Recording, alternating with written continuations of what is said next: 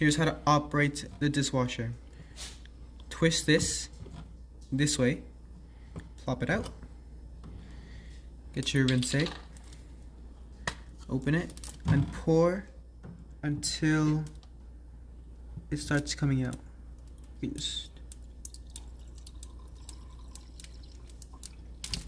Once it's full, get your cap back and screw it back in. They're done. Now, open this, pull it out,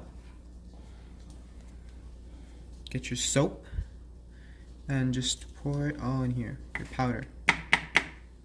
Pop it in, and you're done. Select your mode, and then press the start button.